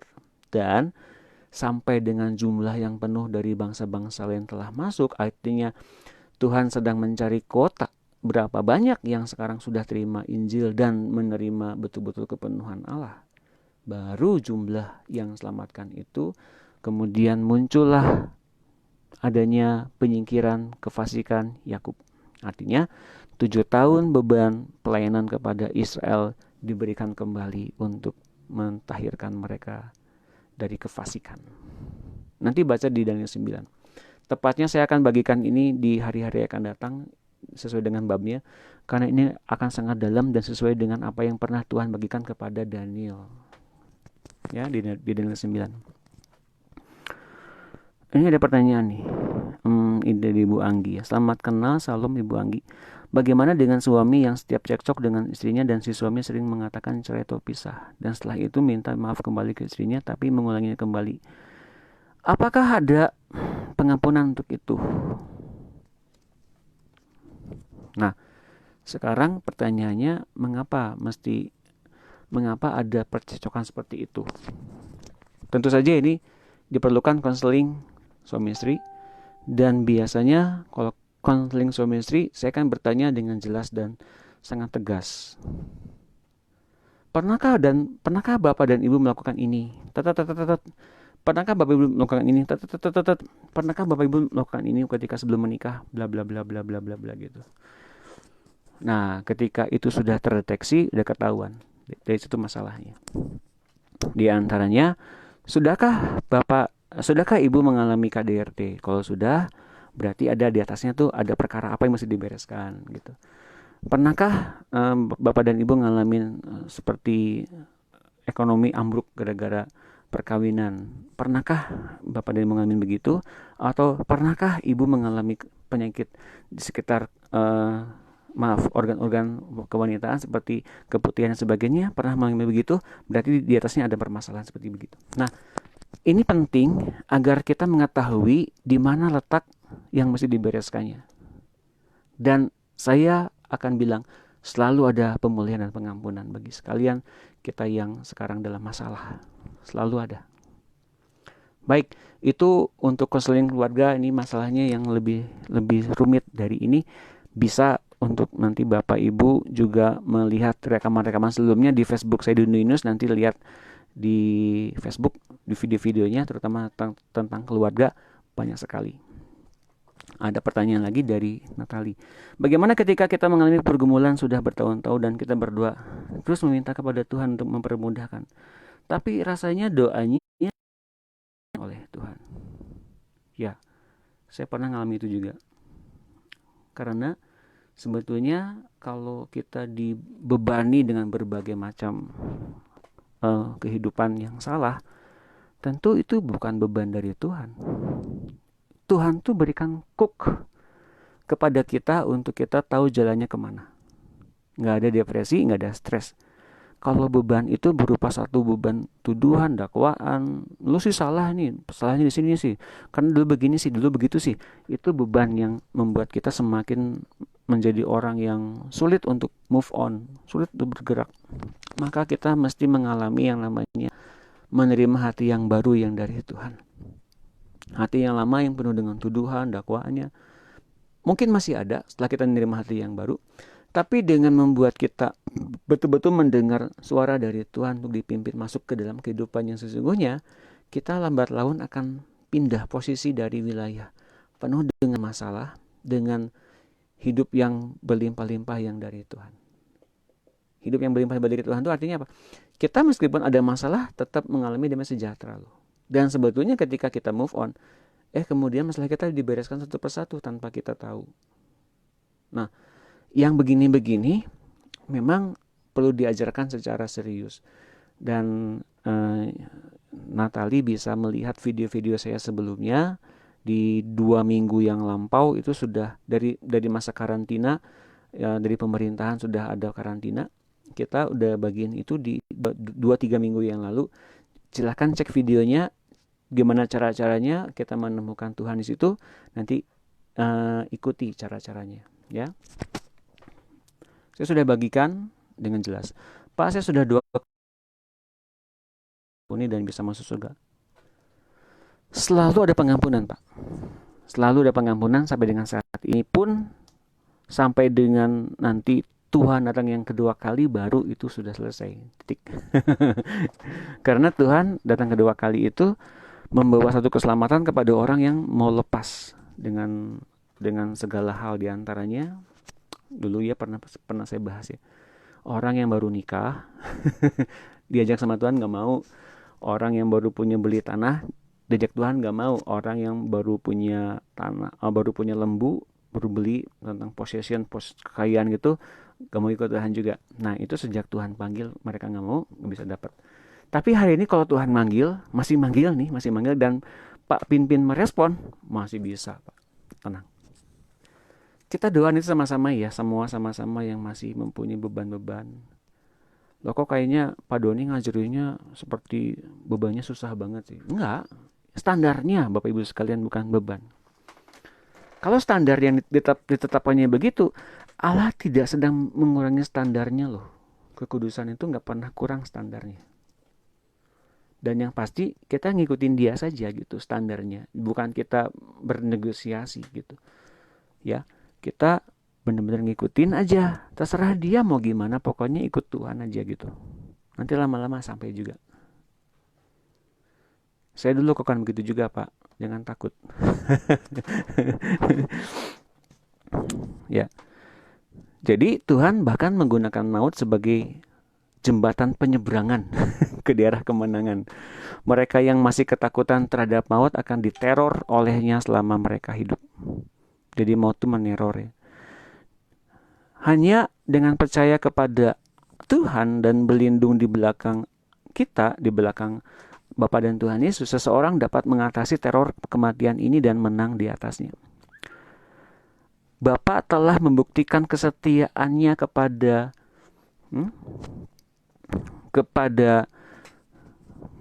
sebentar, kok ini hilang. Jadi Allah telah terbukti setia ketika Yesus dikembalikan hidupnya, nyawanya dan hidup kembali karena Yesus telah taat kepada Bapanya. Mereka yang mempercayakan hidup mereka kepada Allah akan juga menerima hidup karena mereka menerima kembali daripada Allah. Jadi kita serahkan nyawa untuk dapat nyawa kembali. Dan nyawa siapa yang diserahkan? Nyawa yang dari Yesus. Kita tuh punya nyawa tuh isinya apa coba?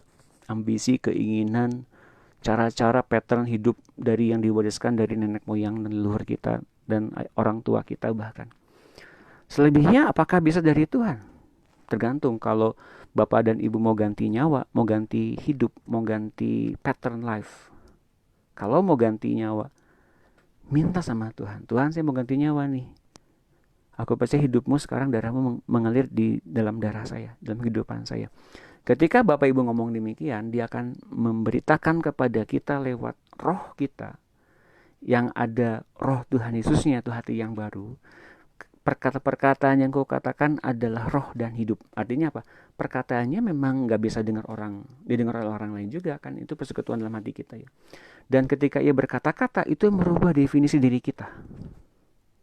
Dan kemudian ada pertanyaan ke saya waktu kemarin. Pak, sebetulnya yang dinamakan dengan kepenuhan Kristus itu apakah benar perubahan karakter? Ya. Karakter kita diubahkan. Masalahnya tetap sama, dunia diulang-ulang terus masalahnya. Tapi ketika karakter diubahkan oleh Tuhan dan firman-Nya dan roh-Nya, maka kita menjadi orang-orang yang serupa dengan Kristus. Saya nggak ngomong soal karunia roh dulu ya. Karunia roh, bahasa roh, mujizat, penumpangan tangan. Saya nggak ngomong soal itu dulu. Yang saya tekankan adalah ngalamin Tuhan dan karakter kita diubahkan. Baru kita memperoleh nyawanya Tuhan. Pak, suami saya suka minum alkohol dan itu sangat-sangat tidak saya suka. Saya sudah berumah tangga selama 12 tahun, maka setiap kali dia minum saya marah dengan cara saya diam kepada suami saya, tapi dia malah minta pisah sama saya. Apakah dalam posisi ini saya salah, Pak? Nggak salah sih, nggak ada yang salah. Saya mau katakan Ibu Anggi dan suaminya ini ada dalam sistem yang berulang-ulang. Bisa saja terjadi di orang tuanya ibu atau orang tuanya bapak. Ya, nanti Ibu Anggi bisa nanti hubungi saya lah ya di Facebook. Nanti bisa ngomong lebih jelas dan lebih jelas karena ini wilayahnya umum. Takutnya malah kagok gitu ya. Ya, generasi tak takut maut itu sekarang dihadirkan oleh Allah lewat pengajaran tentang mengalahkan maut. Jadi ini adalah masa generasi dari orang-orang yang tak akan mati, tak akan mengalami maut. Karena tak takut kepada maut. Generasi terakhir yang mengalahkan maut dan berkemenangan karena ini adalah saatnya di mana Allah memanifestasikan dirinya di dalam generasi ini. Membangun pasukan yang menaklukkan maut dan memusnahkan selama-lamanya. Generasi ini juga adalah generasi pengangkatan, generasi yang tak perlu ya, ngalami kematian. Jadi sampai dengan Tuhan datang, kita tetap hidup. Siapa yang mau? Oke. Bapak Surgawi, engkau yang tuntun setiap dari anak-anakmu yang sekarang merespon panggilan ini. Mereka yang tidak mau ngalamin maut, yang tidak mau ngalamin kematian, mau bertahan sampai dengan Tuhan datang di awan-awan dan terangkat bersama dengan tubuh yang sekarang ini. Mari Bapak bawa mereka satu persatu, biarlah mereka ngalamin siapa engkau. Karena mereka mengasihi Tuhan Yesus sebagai Tuhan dan Juru Selamat. Dan mereka mengasihi perkataan-perkataan yang telah kau katakan lewat Tuhan Yesus. Dan Tuhan Yesus hidup dalam diri mereka. Roh Kudus, hamba-Mu berdoa sekarang, biarlah mereka semua, kami semua, dipersatukan dalam kuasa-Mu, dalam hadirat-Mu, hingga mereka semua ngalamin hidupnya Yesus. Kemudian mereka ngalamin hidupnya Allah Bapa yang mengalahkan maut dalam tubuh mereka, hingga mereka gak usah ngalami kematian pada saat Tuhan datang yang kedua kali di awan-awan. Kami bersyukur dalam nama Tuhan Yesus. Nah, biarlah Bapak Ibu sekalian ngalamin. Ya, lihat 1 Kor 15:51, sesungguhnya aku menyatakan kepadamu suatu rahasia. Kita tidak akan mati semuanya, tapi kita semuanya akan diubah. Pak, saya mau nanya, ini kan yang nulis Paulus nih, dia kan mati juga Pak. Iya, karena memang akhirnya tubuhnya gak kuat nahan dan akhirnya dihukum mati ya. Pada masa-masa lampau banyak orang memberitakan ini. Mengapa gak sampai-sampai juga? Karena rencana si iblis, si jahat itu selalu menunda-nunda agar mereka semua masih punya waktu untuk menguasai sebanyak orang di muka bumi ini. Waktunya gak pernah cukup untuk terbentuknya satu generasi yang kuotanya tercapai. Yang saya gak tahu jumlahnya berapa. Hingga akhirnya mereka masih bergerilya, masih merencanakan apapun itu. Hingga akhirnya lama kelamaan akhirnya ya sampai juga di titik akhir, di akhir zaman ini. Nantinya pada masa Antikristus itu. Ya, kita tidak akan mati semuanya. Tetapi kita semuanya akan diubah. Dalam sekejap mata. Pada waktu bunyi nafiri yang terakhir. Sebab nafiri akan berbunyi dan orang-orang mati akan dibangkitkan dalam keadaan yang tidak dapat binasa dan kita semua akan diubah. Tak semua orang akan mati, kata Paulus, dan ini baginya adalah suatu misteri. Namun, ia sendiri mati juga dan belum bangkit secara tubuh sampai dengan sekarang. Namun saat ini adalah saatnya di mana kita semua boleh ngalamin transformasi tanpa ngalami maut dan kematian. Jadi Bapak Ibu sekalian ingat, yang menderita selama ini di dunia karena perkawinan tidak bahagia, karena hidup yang masih belum menemukan kebahagiaan. Kalau engkau ngalamin tekanan yang luar biasa, engkau dibully, engkau ditekan sedemikian rupa hingga engkau tinggal punya kekuatan yang dari Tuhan saja untuk berharap. Memang untuk itulah Tuhan hidup. Untuk bertemu dengan kau secara pribadi dan ngalamin Tuhan secara pribadi, agar Tuhan sendiri memberikan kekuatan kepada kita untuk kita bertahan. Engkau yang menderita pada hari ini, engkau yang punya penderitaan yang besar, engkau punya tekanan yang hebat. Ayo sekarang diubah. Sekarang diubahkan oleh anugerah, oleh pemberian dari Allah. Mau gak diubahkan?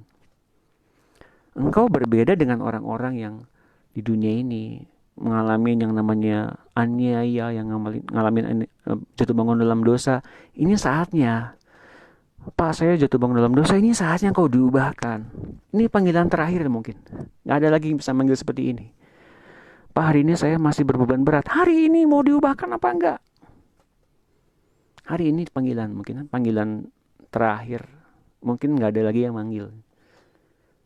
Nah, sekarang mau gak respon?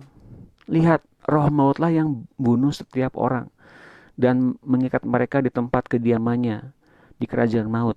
Sekarang kita ngerti mengapa sekarang banyak sekali orang-orang takut akan kematian. Karena sekarang ini kita sudah mulai menguak perbentengan mereka yang terkuat loh tentang dunia maut.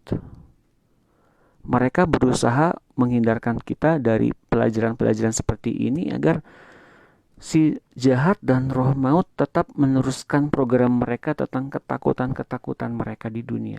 Gak usah ngomongin soal dunia roh deh, gak usah ngomongin soal kebangkitan orang mati deh. Sekarang mah kita hidup benar aja dulu. Iya, betul, hidup benar.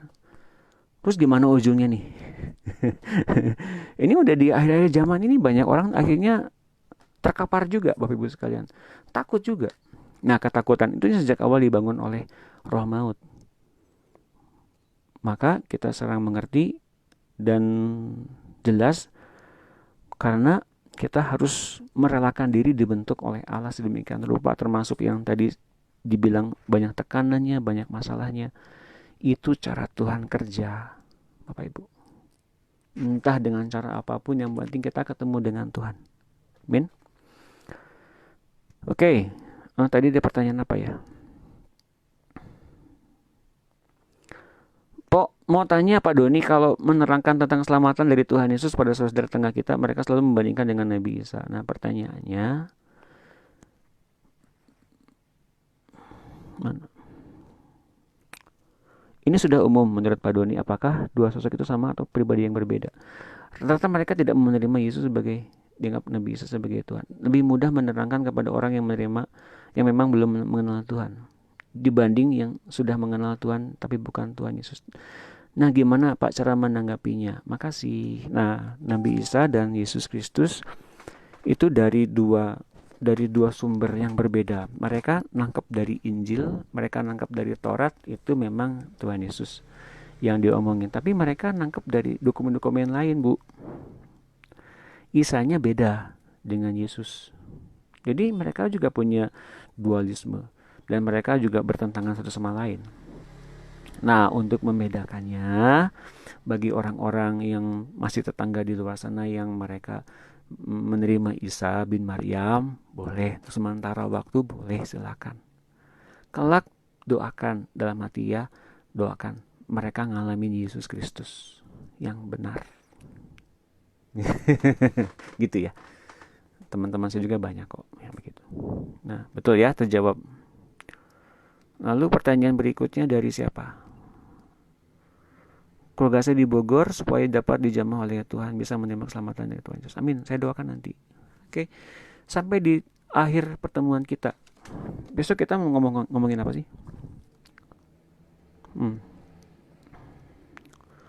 Oh iya, kemarin saya mau jelaskan soal yang namanya siapakah yang di belakang Izebel. Kan itu ada namanya nabi-nabi Asitoret. Nabi-nabi Asitoret ketika perang Eria melawan Nabi Baal itu, Nabi Asitoret itu nggak naik loh. 400 Nabi Asitoret itu nggak naik.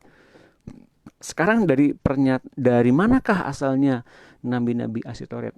Kita kemudian dalam sejarah mengenal namanya dunia peradaban sebelum masa-masa Musa ya, tepatnya sebelum Abraham juga nih.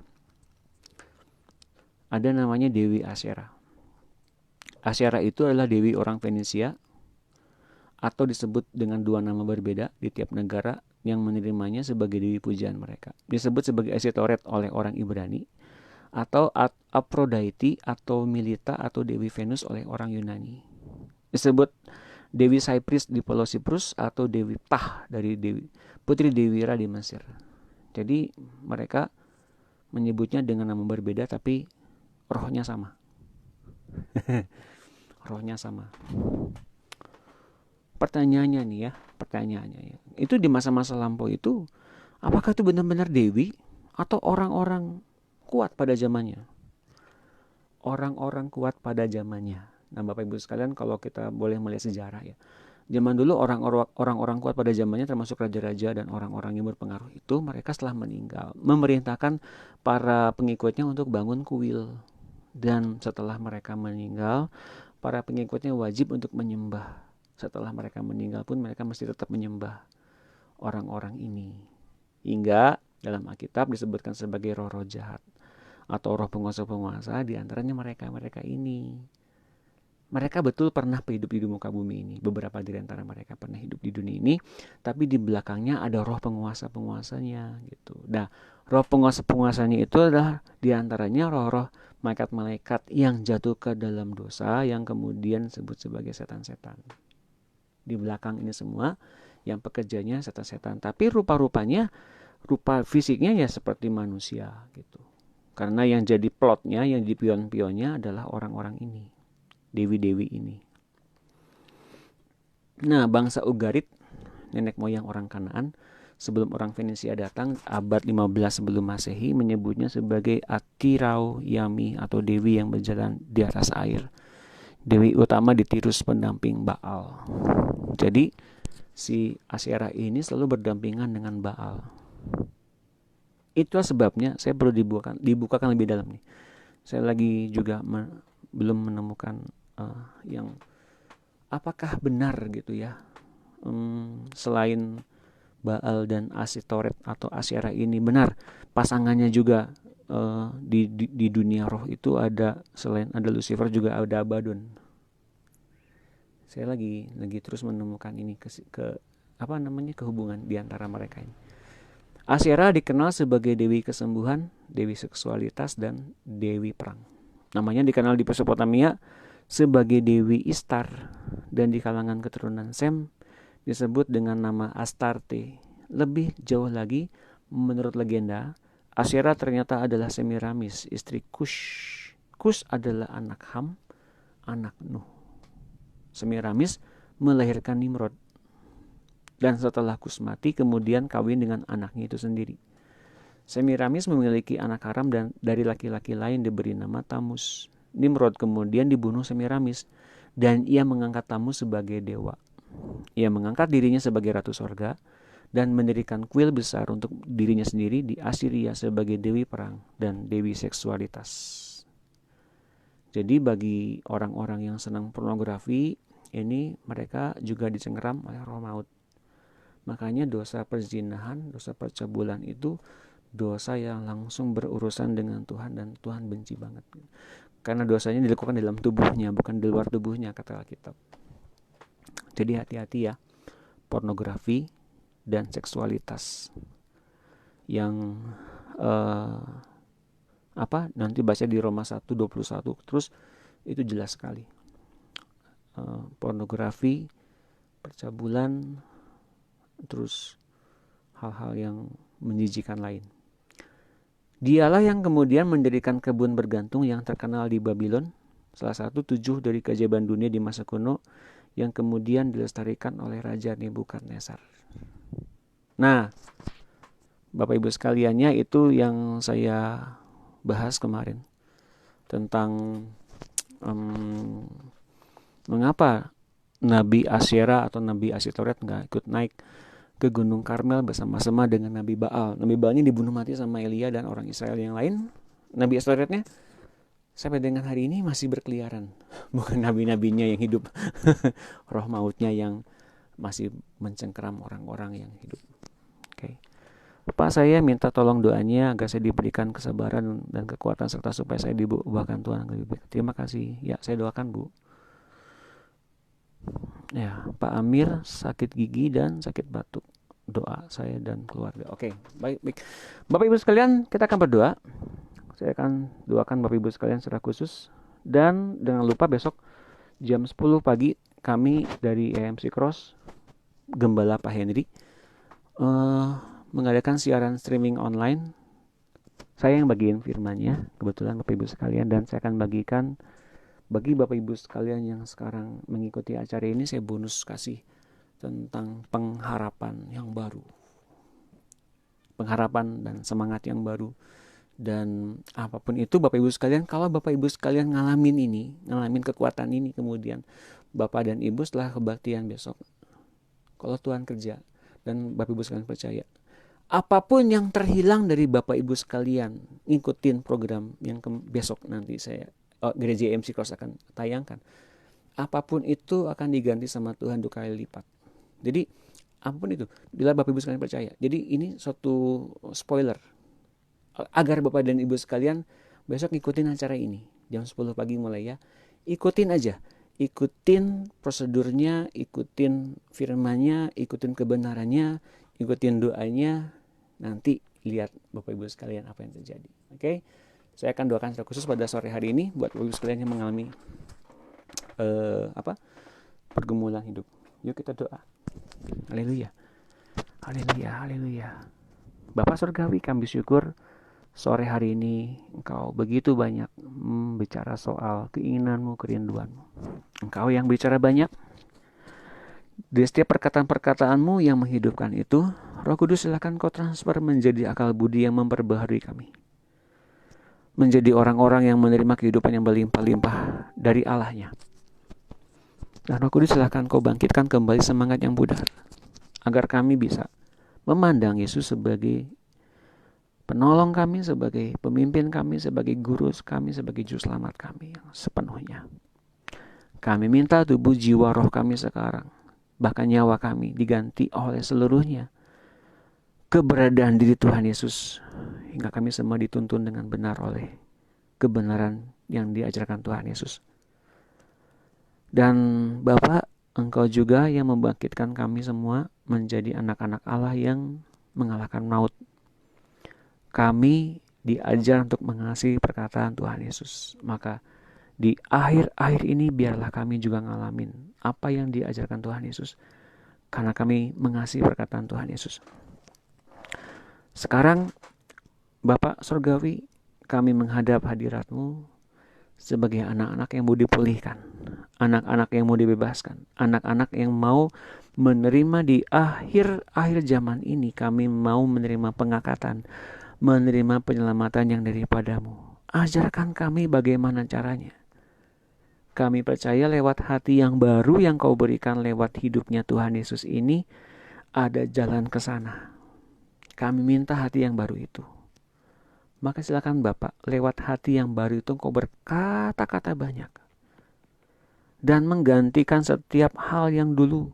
Bahkan yang dulu-dulu, manusia kami yang dulu, sifat dan karakter kami yang dulu, itu terkubur di dalam baptisan kematian. Sama seperti apa yang terjadi ketika Yesus disalibkan dan mematikan dosa dan maut. Kami juga menyatakan kuasa manusia lama kami dan juga dosanya, perbuatannya, karakternya, tabiatnya juga mati bersama-sama dengan Tuhan Yesus 2000 tahun yang lalu. Dan bersama dengan kebangkitan Yesus, kami juga menerima kebangkitan rohani yang baru.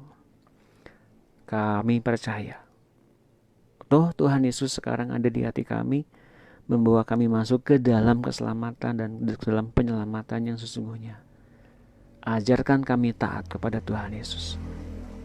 Mari Bapak, Engkau juga yang menjawab setiap doa kami, setiap penyakit-penyakit, setiap apapun kelemahan-kelemahan kami, semangat kami yang hilang, bahkan kami ingin sepertinya mati saja, atau masalah rumah tangga kami, atau masalah karakter kami, semuanya Engkau kubur di dalam kematian manusia lama kami. Sekarang kami mau hidup dengan kehidupan yang baru. Sekarang di dalam nama Tuhan Yesus, yang sembuh sekarang, yang sakit sekarang disembuhkan.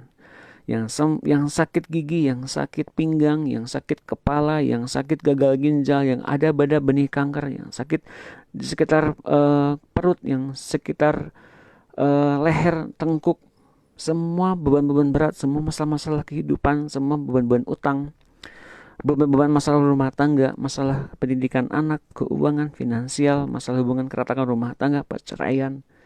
Dalam nama Tuhan Yesus, sekarang kami mengubahnya menjadi kesembuhan, menjadi pemulihan, menjadi kebangunan di dalam nama Tuhan Yesus. Setiap firman sekarang yang kau berikan Bapa, biarlah mereka menikmatinya, menikmati kehidupan yang berbuah-buah, yang berbuah lebat dalam firman itu. Dan juga ajarkan kami tetap dalam hadirat-Mu senantiasa. Temukan kami di esok jam 10 pagi, penuh dengan hadirat-Mu, dan teruskan kau bicara. Malam hari ini kami mau tenangkan, buat kami tidur dengan nyenyak, buat kami mengalami mimpi yang ada artinya, dan silakan pimpin kami di dalam kebenaran itu. Dan biarlah kebenaran itu memerdekakan kami. Dalam nama Tuhan Yesus, kami mengucap syukur. Yang percaya bersama-sama katakan, amin. Bapak Ibu sekalian, besok ya, saya akan bagikan mengenai pengharapan dan dan kehidupan yang baru. Dan besok juga jam 17 WIB kita akan juga membahas tentang seri akhir zaman, judulnya tentang penolakan. Nah, ini penting Bapak Ibu sekalian, tentang roh penolakan. Barangkali dalam diri kita masih ada roh penolakan. Kita menjadi orang yang gampang sakit hati, menjadi orang yang gampang terkucil, menderita inferior terus, menderita bulian terus, atau gampang tersinggung, gampang marah, atau apapun itu. Nih bahayanya roh penolakan. Jadi jangan lupa hadir jam 17 WIB. Dan bila ada Bapak Ibu sekalian yang butuh didoakan, hubungin saya inbox messenger Doni Yunus di Facebook. Kiranya firman hari ini memberkati Bapak Ibu sekalian. Selamat malam, Tuhan memberkati.